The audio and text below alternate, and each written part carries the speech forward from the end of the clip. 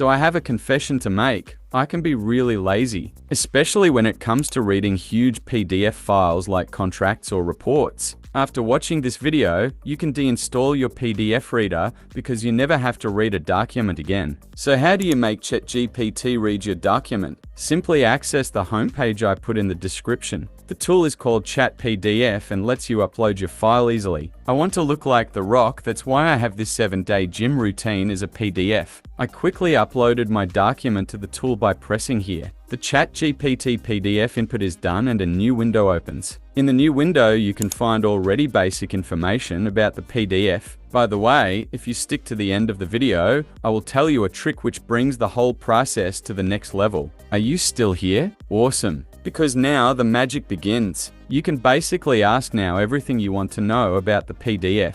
The first question I asked was pretty basic. How difficult is this gym workout plan? Chatpdf analyzed correctly the information and gave me the data that this workout routine is intermediate. Let's waste no time and make it difficult. I have the feeling we really need to challenge this tool. I asked the PDF chatbot what routine I had to do on day 3 and how many repetitions there were. But even that didn't seem like a real challenge for it. The answer it gave me was really precise. I know you already want to share this new tool with your friends and your favorite grandma. But wait, let me tell you if there is a cost for the tool. And let's also not forget about my cool trick I want to tell you. So how much does it cost to let ChatGPT read your PDF document? That's easy. It is completely free. Before we come to my trick and the final rating, I want to remind you to subscribe to my channel and leave a friendly comment. Every bit of support makes a big difference. So here is my trick with this cool tool. Before you start asking questions about the document,